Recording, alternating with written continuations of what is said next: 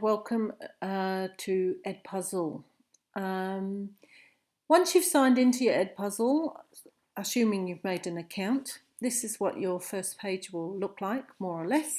And here on the left you have content and popular channels. So firstly, we're on the home content, which is the trending in other places videos from other schools and other educational establishments.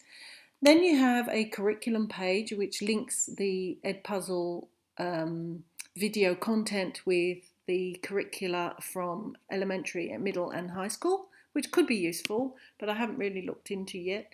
Then you have Carringbush's own content, which includes everybody's videos that have been included thus far.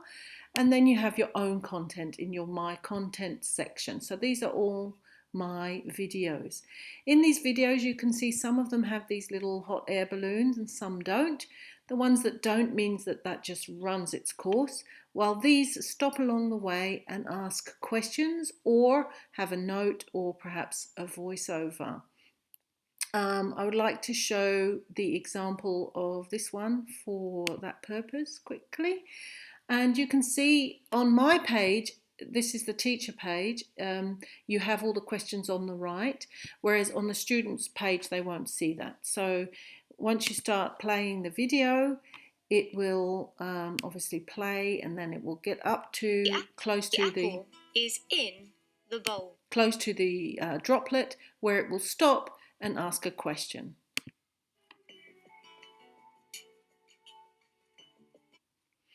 This is a multiple choice question, where is the apple, and the student has to click in and then submit and be sure to continue, so they can see if they got the question right or wrong straight away. And so it continues. Then in your classes, so you go to my classes page, and here, this is where you can manage your classes. So I have my 2 classes here. You can always add a new one. And let's have a look at my certificate 1. And in here I can see sort of what's going on with each video. So this video started on the 8th of October, and 26 out of 41 accesses are doing relatively well. So let me take a look at that, and I will see the names on the left. These are the ones that are not doing so well. Then it starts to get better, and I can see to sort of what percentage they are getting the answers correct. So they've accessed the whole thing, they've watched it in its completion, but they haven't got all the questions quite right yet. So I will look up here, and these ones are really struggling, and there's something really serious going on here. So I can ask my students what's going on, why are they struggling? But more often than not, where these have gone 0, they have simply not pressed on the arrow in order to continue the video. That for some reason they didn't understand that. Okay, so that was one example. I can also ask for a detailed download of the grades, and it will ask me if I want to include the questions and response texts, and I will say yes, so I can download it, and I'll have a quick look at that on a lovely spreadsheet where it will give me all the names and how many times they've accessed it, and then what sort of progress they've made. So if I look at Honey Pie here twice, first she was able to answer 9 correct answers, but then she improved and answered all 10 correctly. And I can see how long they spent on it. So this person is spending quite a long time on it, whereas this person just a few seconds. These with 0 seconds, they are clearly not pushing the continue button or the arrow in order for it to continue. And so anyway, you have some data there that you can use or save or do whatever you need to. So going back to my content, now let's imagine that I want to add something to the class. So I'm going to look for some content, and I think I'm going to have a look here, and here's my content I want to add to it. So I might go for a YouTube clip. So I might pop in there YouTube and put how to make a cup of tea. How to make a cup of tea, because we've been working on instructions and giving instructions. So I'm going to take this video, and I've decided to use this video, but I want to edit it. So I'm going to the edit page, and here it allows me to cut, to voiceover, and to question.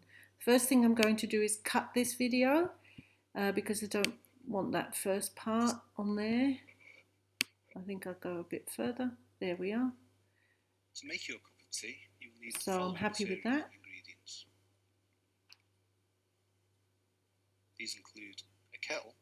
So I'm going to put a question here. So I'll put question, and I'm going to put a multiple choice question rather than open-ended on this occasion, or I could also put a note, but I'm going to say, what do you need first? And I'm going to put here kettle, some water, and I might add one more choice,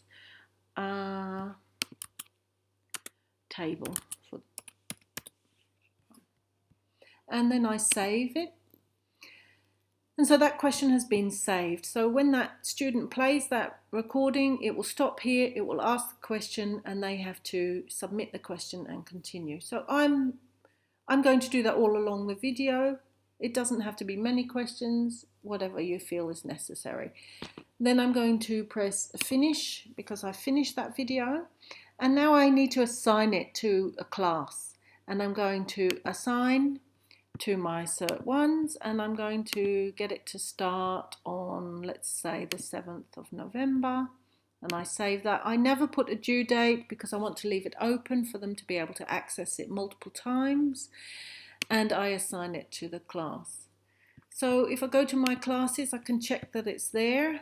So it will be upcoming event, and there it is for the 7th, how to make a cup of tea. And here are various others that I've made before. And obviously I'm going to delete them because I don't need them anymore. So I may take this one and I'm going to delete that assignment because I don't need it. I prefer for it to start on the 7th. And I had a second one there, I think, for the 5th. So I'm going to grab that one and delete that one as well. And here it is ready for the 7th. So I'll just leave it in there. So these are upcoming assignments, so the student can't see them just yet. The final thing I want to show you is about your class options. You can give your class a funky name if you want to. Mine's nice and straightforward and boring, Certificate 1 in EAL. What is really important here is the class code, because that is the code that you assign to your students. So you give it to them in the message. And you can always create a new code if you think of something easier. The other thing you can do is invite students with a copy of the link. So you can also copy the link and send that to them through WhatsApp or however you communicate with them usually.